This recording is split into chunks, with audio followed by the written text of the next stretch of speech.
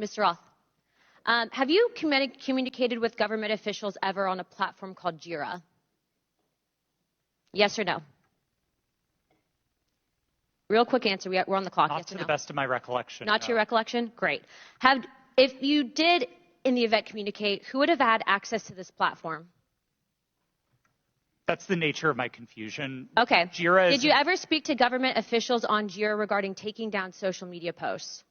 Again, not to the best of my recollection. Can you explain to me why the federal government would ever have interest in communicating through Jira, mind you, a private cloud server, with social media companies without oversight to censor American voices? I want to let you know that this is a violation of the First Amendment, and the federal government is colluding with social media companies to censor Americans. Mr. Chairman, I ask for unanimous consent to submit these graphics into record. And Mr. Roth, I'm going to refresh your memory for you. This flowchart behind me. Ordered. Thank you, Chair. This flowchart shows the following federal agencies, social media companies, Twitter, leftist nonprofits, and organizations communicating regarding their version of misinformation using Jira, a private cloud server. On this chart, I want to annotate that the Department of Homeland Security, which has the following branches: Cybersecurity and Infrastructure Security Agency, also known as CISA, Countering Foreign Intelligence Task Force, now known as the Misinfo, Disinfo, and Malinformation, MDM. This was, again, used against the American people. The Election Partnership Institute, or Election Integrity Partnership, EIP, which includes the following: Stanford Internet Observatory, University of Washington Center for Informed Public, Graphica, and Atlantic Council's Digital Forensic Research Lab, and potentially, according to what we found on the final report by EIP, the DNC. The Center for Internet Security, CIS, a nonprofit funded by DHS, the National Association of Secretaries of State, also known as NASS, and the National Association of State Election Directors, NASED, and in this case, because there are other social media companies involved, Twitter. What do all of these groups, though, have in common? And I'm going to, again, refresh your memory. They were all communicating on a private cloud server known as Jira. Now, the screenshot behind me, which is an example of one of thousands, shows on November 3rd, 2020, that you, Mr. Roth, a Twitter employee, were exchanging communications on Jira, a private cloud server, with CISA, NASS, NASED, and Alex Stamos, who now works at Stanford and is a former security officer at Facebook, to remove a posting. Do you now remember communicating on a private cloud server to remove a posting? Yes or no? I wouldn't agree with the characterization. I don't care if you agree. This is your stuff. Yes or no, did you communicate with a private entity, the government agency, on a private cloud server? Yes or no? The question was if I Yes or no? Yeah, I'm on time. Yes or no? Ma'am, I don't believe I can give you a yes or no. Well, I'm going to tell you right now that you did, and we have proof of it. This, ladies and gentlemen, is joint action between the federal government and a private company to censor and violate the First Amendment. This is also known, and I'm so glad that there's many attorneys on this panel, joint state actors. It's highly illegal. You are all engaged in this action, and I want you to know that you will be all held accountable. Ms. Gaddy, are you still on CISA's Cybersecurity Advisory Council? Yes or no? Yes, I am. Okay. For those who have said that this is a pointless hearing, and I just want to let you guys all know, we found that Twitter was indeed communicating with the federal government to censor Americans. I'd like to remind you that this was all in place before January 6th. So to say that these mechanisms weren't in place and to make it about January 6th, I want to let you know that you guys were actually in control of all of the content, and clearly we have proof of that. Now, if you don't think that this is important to your constituents and the American people from those saying that this was a pointless hearing, I suggest you find other jobs. Chairman, I yield my time. In the land of the blind, the one-eyed man is king. Big jam-packed transmission today, folks. Non-compliance is key. From an undisclosed location in FEMA Region 10, it's your host, Joshua Michael. Welcome, folks. February 11th, 2023. And this is the year of the transmission. This is the year of the change. This is the time for you to get off of your couch and decide to make something of your life. It's time to get involved. It's time to stand up, even if that means just making a donation, sharing, following, subscribing to us at noncompliantamerica.com, getting involved here at FEMA Region 10. It's more important now than ever. There is no greater threat than what we see in front of us. Now, a lot of it's made, and they're intensifying things to try to get you to sit down. They're trying to get you to be quiet. They're trying to get you to not oppose them. They're trying to destroy, prominent figures such as Tate or Alex Jones or Tucker Carlson or Trump or whomever, Bannon. All of these people who are actively fighting against these people. Now it's Elon Musk, by the way. So there's some really interesting things going on with him. Welcome. It is not a boring Saturday today. And I will tell you that the tree of liberty is being watered all around us, and it is growing the most delicious fruit that you'll ever taste in your life. And what better fruit to indulge in than this American tree of liberty, right? What other options do you have? Name one system around the planet that is operating better or has been more prosperous than the American system. Is that not worth fighting for? Is it not worth defending against? Is it not worth sacrificing, right? Because that's where we're at. We're at a point that we need to go all in. We need to sacrifice. We need to push forward and start non-complying against every system that they're rolling out, every new bill, every new agenda, everything. And if that means taking your kids out of schools, take them out of schools. Find an alternative. Figure out a way. It's going to be harder. It is a harder path. The path of least resistance is the worst path that you can take. And understand, just like exercising, just like getting into, aerobics or whatever anybody's doing these days, I don't even know what people are doing at the gym anymore, right? I don't go to the gyms. But whatever's going on and whatever that agenda is, understand that we all start somewhere, and we all start with weak muscles. And think of your engagement into your life as a muscle. How engaged are you going to be? Are you going to be told what to do? You're going to be told how to think? You're going to be told what to wear? You're going to be told what's real and what's not? You're going to be told that, Ukraine is a good country, it's not corrupt, and they've done nothing wrong, and Russia's the bad guy? Are you going to be told that China is trying to help us? Are you going to be told that, big tech is a good thing and internet censorship is a good thing? Every single core to our existence, we have to fight for. In nature, there is no such thing as decadence. In nature, the domesticated animal dies every single time. And I know I mentioned that in my show last week, but think about that. It is up to us individually, as a collective, to just say no. And that's how you fight back. That's what's considered fighting. It's just saying, no, I'm not going to do that. I'm not going to buy this product from you.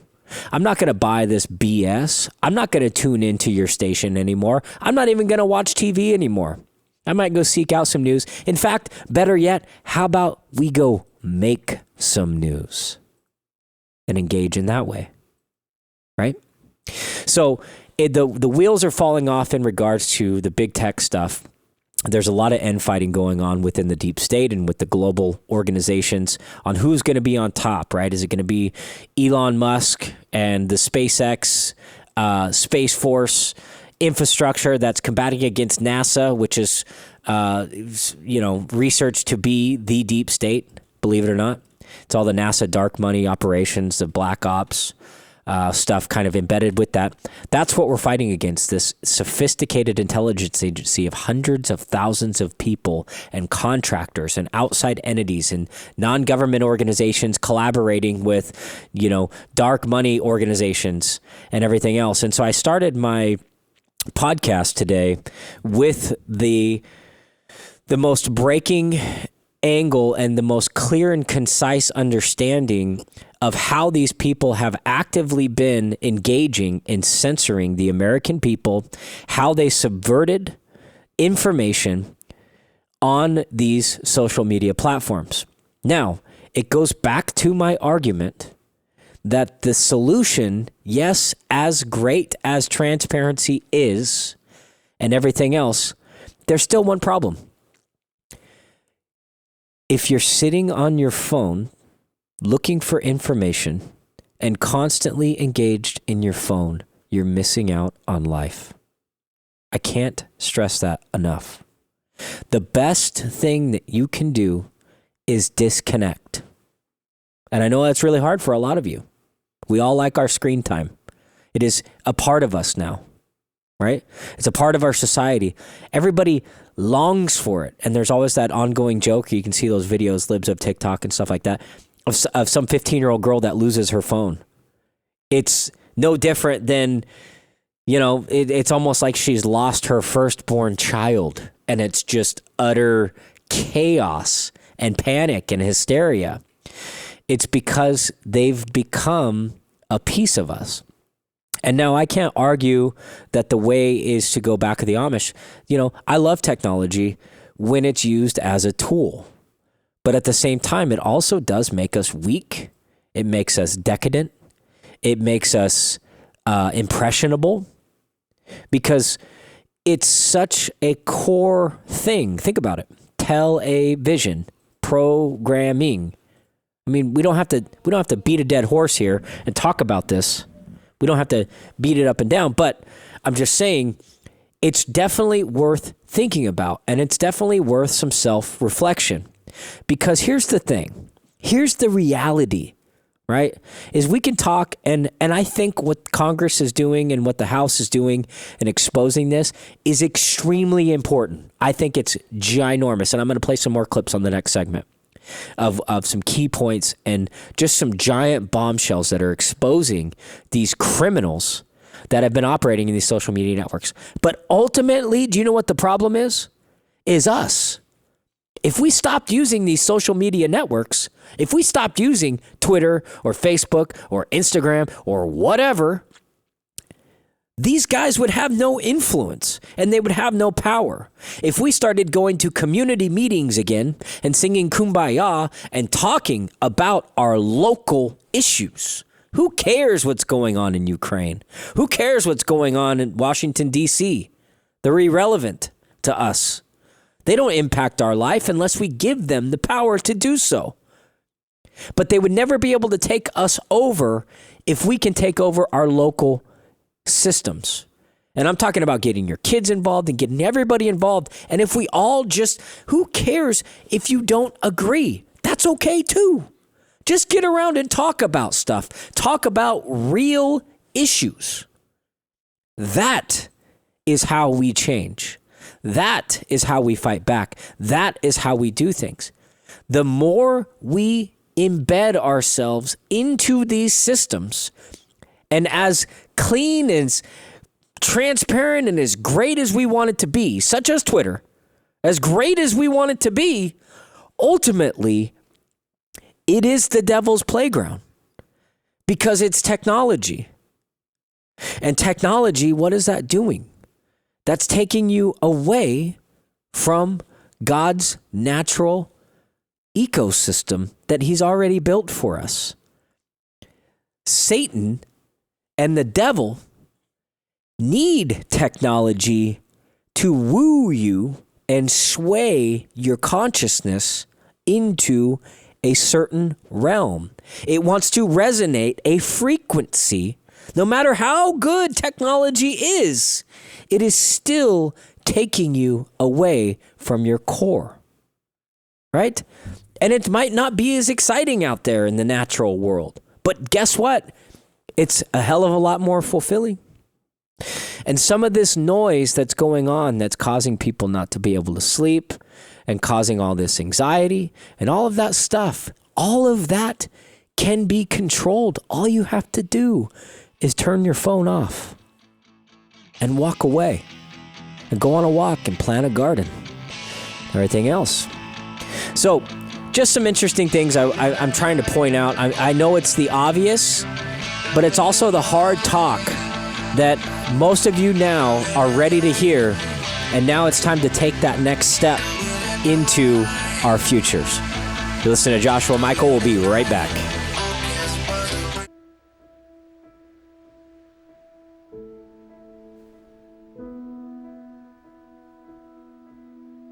Welcome back, ladies and gentlemen. What are we all doing here? What is the purpose? That is something I always emphasize. I'm always trying to find that answer because, I don't have the answer. I don't pretend to have the answer. I'm not, trying to preach to you and tell you what you should believe and what you should not believe. That's not my goal. My goal is to try to get you to break out of what is now called the matrix system and the infrastructure in which how your thinking is being orchestrated and manipulated. That's my goal, is to just get you to think about that. I don't care what you think about. I don't care how you get there. That old saying in school, when you're there, your teacher always tells you to show your work. If you can show your work and we can see how you got to that conclusion, you can then demonstrate, are you thinking for yourself or are you being told what to think? Are you being manipulated? That's the $1 million question, right? So that's the goal. That's everything that I want to talk about is about that, and just try to free your mind from that. It's not meant to scare you. It's not meant to do anything. It's meant to kind of shock you out of whatever trance that you might be in, because you don't understand that you're in a trance and you're being manipulated until you can step out of it, right? So anyways, couple little side notes, issues, everything else. The big push for digital cash is well underway. And guess who? Mr. Rockefeller and the Rockefeller Foundation has just joined forces. And that is the Clintons. The digital cash to fight climate change. So now the next argument is going to be, well, printing money is wasteful and it harms the environment. And do you know the amount of emissions that go into printing money? So we just need to go digital. But what about charging your phone and keeping your digital devices charged? That takes energy too, right? And what happens when the power goes out? How are you going to pay for milk? How are you going to pay for gas? How are you going to go to the store? How are you going to get paid from your job? Right? So what they're trying to do, no different than in the 90s when, email was invented. Well, the email was actually invented in the 70s by Shiva. But long and the short is once it got in the 90s, before America Online, or as America Online was kind of developing, the email was involved. And the premise of the email was to go peer-to-peer. So from one computer to the other. Your email was stored on your computer. That was where it was. And then it transferred data to another computer, and then it was stored on that computer. There was no Gmail or Yahoo or Hotmail or Outlook or any of that stuff. It was peer-to-peer. And that was its purest form. That was the best thing. Now, we have servers like Gmail and everything else. Now, they hold your data. And it's convenient, right? And it's convenient. However, you're giving them that information. So you're relinquishing power to them knowingly or unknowingly in the name of convenience. And isn't that kind of the surrounding of our life? And so the same argument is now going to be underway with, I think, the core, one of the cores of your freedom, and that is money and the ability to be free and financially free, and having the protections and the guides under the Constitution to be able to do with what you will with hard-earned money or inheritances or however you accumulate the currency. And they're trying to rob you of that with this new digital system. The digital system, just think of it as a non-government organization that is then going to decide how you opt into currencies and control your currencies. All of the fundamental values of the Department of Treasury. Now, granted, we're well past the sanctuary of how money is supposed to be used. With the establishment of the Federal Reserve, I could go into a giant rabbit hole on how the difference between the Department of Treasury and the Federal Reserve and how your money is used and can be used and it's taxable versus non-taxable transactions and all this type of stuff. And by no means, I'm not a finance guy. I just do a lot of research and listen to a lot of really smart people, as you should as well, to learn about this stuff.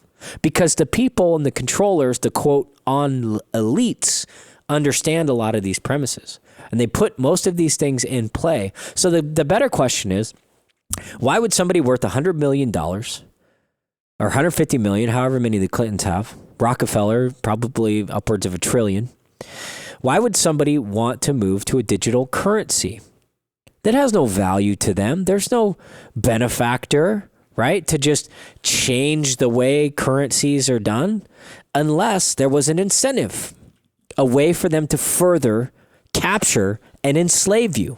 That's the entire point, is to enslave the population. That is the goal. And we all know that now, because they've openly admitted that they want to enslave and depopulate the planet.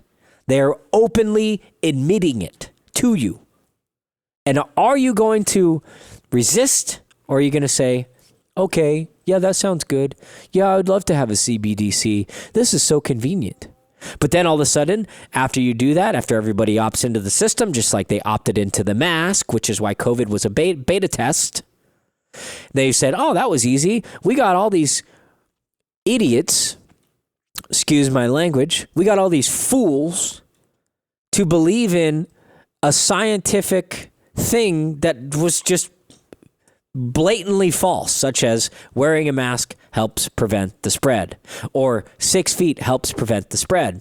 And they're like, yeah, we'll just flex our muscle with all our corporations, even though it's outside of law, even though the law is not telling the public that they need to do these things. We'll just make all the corporations do it through their policy.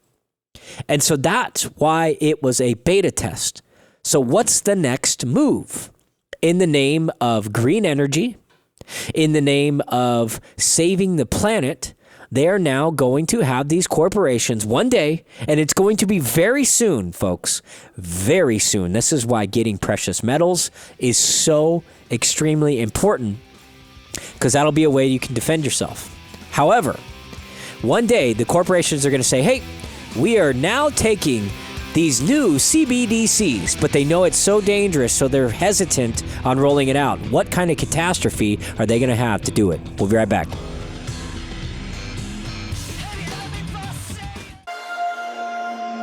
It's time to unmask the truth and expose the lies. The occupied forces do not want you to hear this broadcast. Breaking through the censorship and delivering raw, unedited content, it's Joshua Michael. Welcome, folks. Third segment.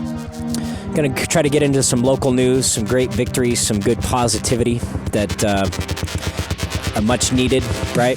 Not only are we having ginormous victories around the world, with the rejection of globalism, the rejection of these international combines that are trying to essentially capture you, whether it be through your currency, whether it be through your restriction to travel, in the name of safety, in the name of your coordination on how you operate and just breathing and existing, and putting that in jeopardy and using that in your safety. You lock up, stay inside, put on a mask, take this shot.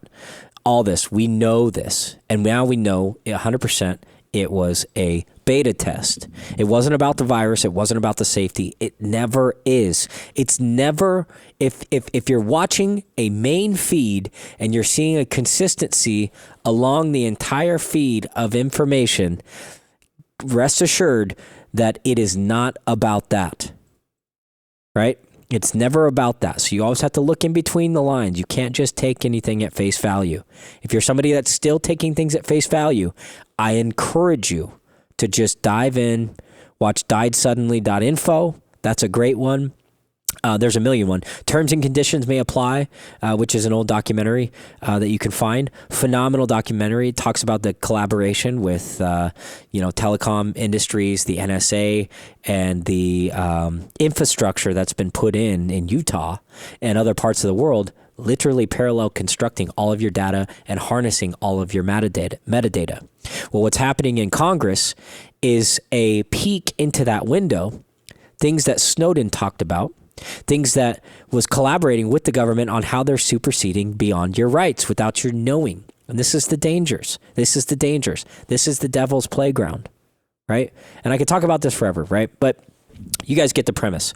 Huge win for gun owners. Now, this is from Kevin Starrett over at the Oregon Firearms Federation as of February 9th, 23. Gun owners in Oregon scored a major victory today when the Oregon Supreme Court again slapped down the anti-rights extremists and upheld a stay on Measure 114. That means Measure 114 is in a stay right now. The judge in Harney County placed a hold on the absurd, unconstitutional Measure 114. To no one's surprise, the anti-gun attorney moved to overturn the commenced decision. Today, which then would have been on the 9th, in a 2-sentence ruling, the Oregon Supreme Court sided with the Constitution, good job, and refused to overturn the Harney County judge, which is great. So simply put, that means the Measure 114 is still blocked in its entirety. The magazine ban, the needed to file a permit to even purchase a firearm ban, all the nonsense tied in with 114 is now at a halt. This is a ginormous win. We have a very long way to go, but if you can, definitely go to OregonFirearms.org and support the great folks over there doing some great work over there at the Oregon Firearms Federation. So that's huge. That's some good news. Some bad news, right? Eugene to become the first city in Oregon to ban gas hookups in new homes. Remember we were talking about this? Remember I've been talking about this forever? And a lot of you guys are like, oh, it's crazy. That'll never happen. Everybody I tell this story to, they're like, that's crazy. Now, this is mainstream news. This is mainstream. This is on Coin 6. Coin 6 are also the ones that were advocating for the civilian police force to police mental illness and, quote, nonviolent response calls. Remember that? The alternate, beyond the EMT, beyond the police, beyond the firefighters, there's now a separate branch that's a civilian force to address the, quote, homeless population and mental illness going on. Do you not think that's a gateway toward, oh, this guy's a election conspiracy theorist. He thinks that the election was stolen. He must have a mental illness. Boom. Doot, doot, doot, doot. You call your neighbor. Hey, I got a guy over here. He's using his lawnmower. And he's not supposed to use his lawnmower. You guys think this is crazy. You think what I'm saying is crazy. It is not. This is exactly what they are trying to do. So Eugene had a special city council meeting on February 6th. The state treasurer wants more people to use the Oregon College Savings Plan. Oh, that's just an ad. During the meeting, counselors decided on whether Eugene would have the opportunity to participate in the official public vote on the ordinance. 5 of the counselors opposed a public vote. Now, why do you think that is? Because they are tyrants. And Eugene is one of those captured cities. I guarantee you they do election meddling, and that is election meddling right now. Don't you think people will have a uproar and want to participate in a vote whether they get to eliminate natural gas in all new homes? Don't you think that the public should have a vote on that? Well, this Eugene City Council, they said no, 5-3, notwithstanding conflicting opinions from Eugene residents. Eugene City Council previously held 2 public hearings on the ordinance in November and December of 22, in which had mixed reviews.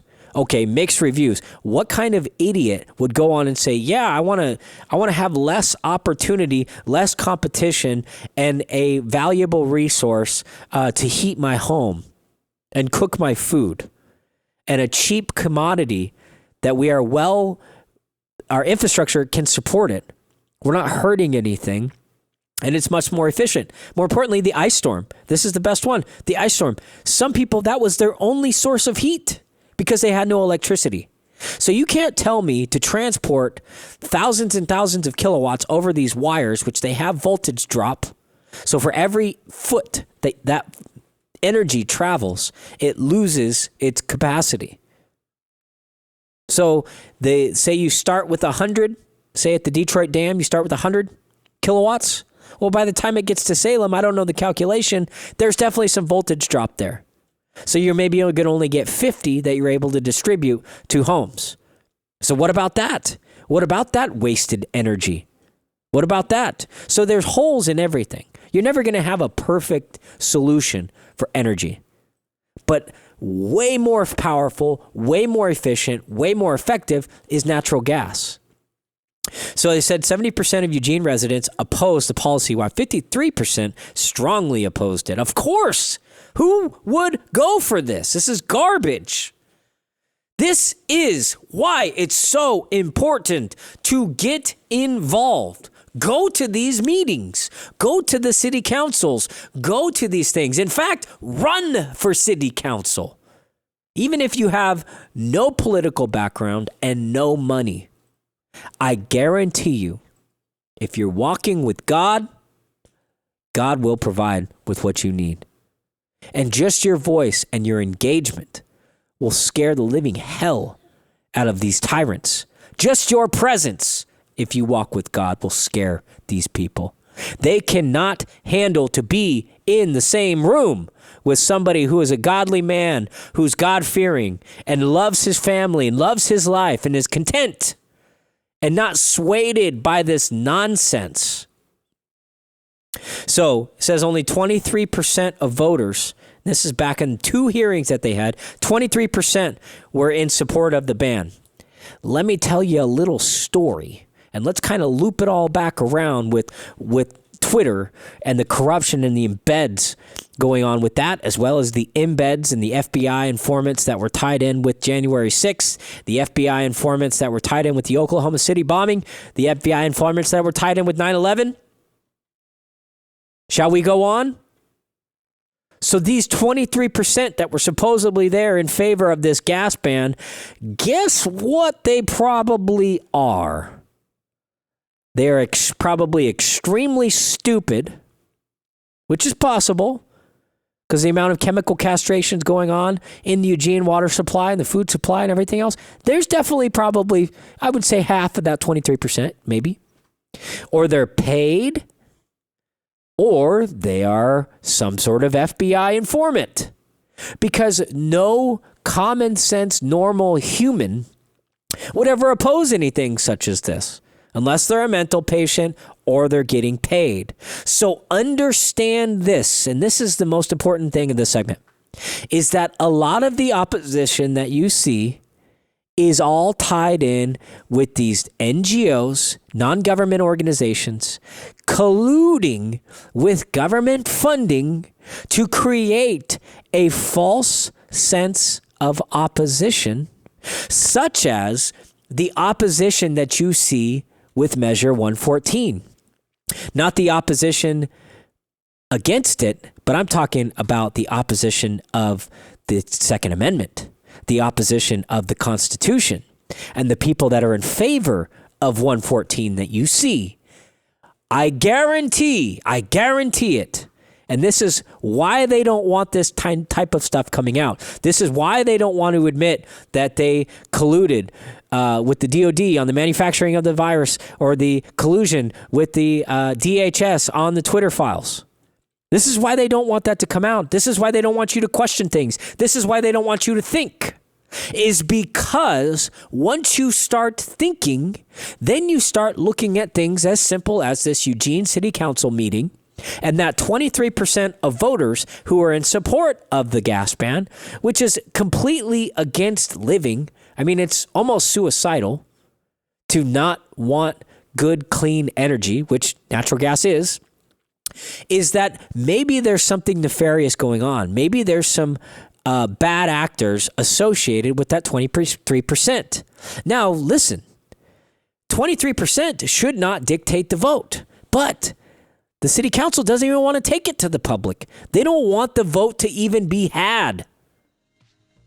They're unwilling to put this issue out for public vote. The council also ignored the thousands of residents and workers and community leaders and registered the opposition in writing and public comment. We'll be right back.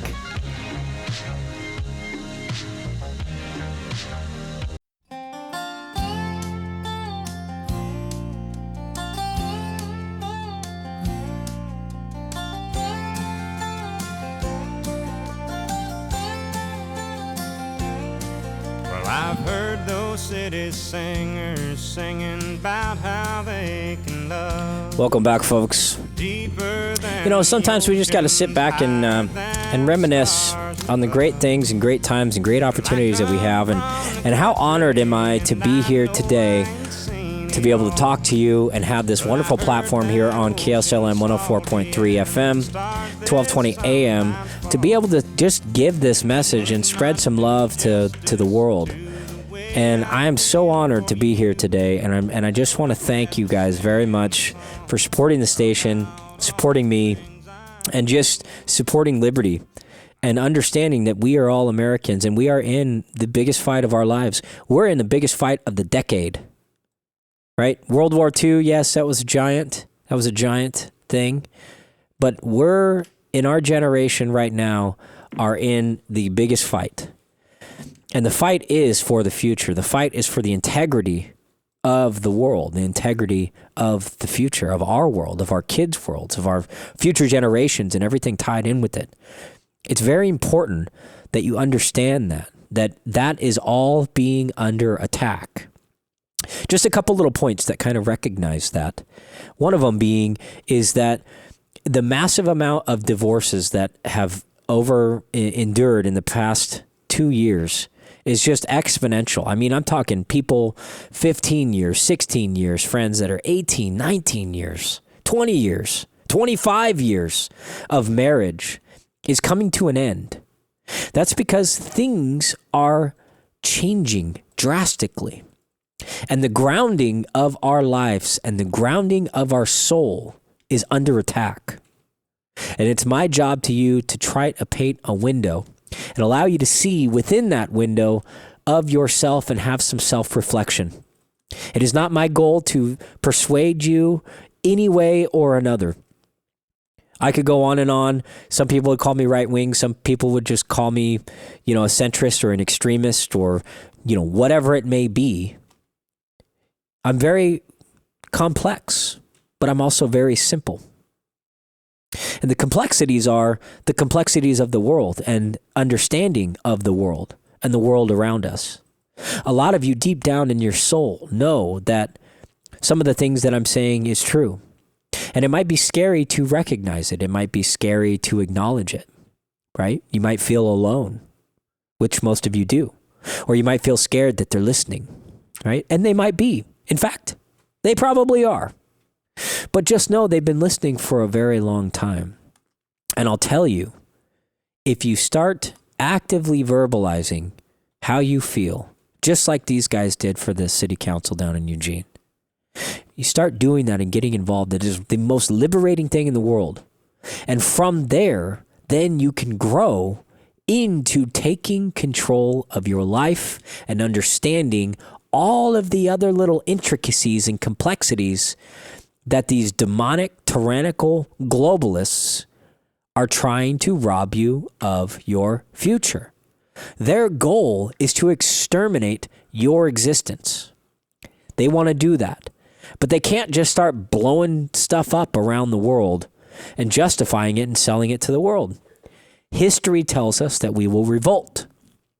And if we can acknowledge the fact that this is being done and acknowledge the fact that there are these community people at the World Economic Forum, the Bilderbergers, all that stuff, George Soros, getting down to a local level, that is their focus right now.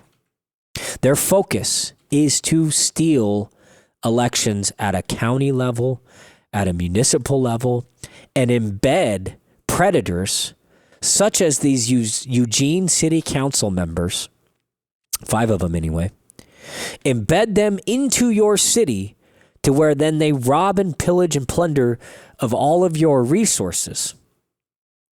Notice that we're giving these guys so much power. 73%. 73%. Or wait, 76%, excuse me, oppose this. And you know what the city council? Because they're not at behest to the public. They don't care about the public. They don't care if they get voted in or not. In fact, they don't care because the real voting's not happening. Because most of you are still sitting down thinking that we're in a free and fair election process. When it's been disproven time and time and time and time and time and time and time and time again. And it's been beaten into everybody's brain if you're looking. They stole it. They admitted they stole it. They are admitting that they stole it. They're going to continue to steal it unless we can fight back. Unless through the court of public opinion. And this is why I think these congressional hearings are so important in exposing the collaboration with the Department of Homeland Security and the Twitter files and all that stuff. That's why this is so important, is because it is exposing behind the green curtain of what's really happening and what's really going on. And why you see these anomalies that kind of feel weird when you look at something, you're like, well, how did that guy win? Nobody liked him. Nobody even showed up. If you look at Biden's most recent rally that he did, nobody was there. There might have been 100 people there. So how did that guy get the most votes in history? Well, duh, we already know. So we already know. I don't have to beat the dead horse. You guys are a very informed listenership. I love my listeners, and thank you guys very much for listening. Please spread the word to your friends. noncompliantamerica.com. You know, it's a shameless plug right there, but we need the support. We need the momentum. We need the guidance, right? So back to my point is that this stuff and this fight is right in front of us. It's right in front of you. It's right down the street. You know, at this Eugene City Council. So what are we going to do? How are we going to fight against it? I recommend let's all start running for office. I'm going to be running for office. I'm not ready to announce it yet. I got a couple little things I'm going to put into play. But I'm going to run for office, and why not? You know, what's the worst thing that can happen? I could win, and I could make some change. I could expose some stuff. I could utilize my platform on the radio show to expose the different things and the corruptions happening within our state capital. Right? Because what else do we have to lose? These guys have already shown their hand. They've already shown that they're willing to take the football to the finish line. And the finish line being the destruction of your life. And you're locked into a home and you can't even think for yourself. You can't dare think about opposing them. Otherwise, they'll take your CBDC away. Or maybe they'll send the FBI to your house and they'll take you away and lock you in a gulag. Like Andrew Tate. You know, so really, what do we have to lose? We don't have anything to lose.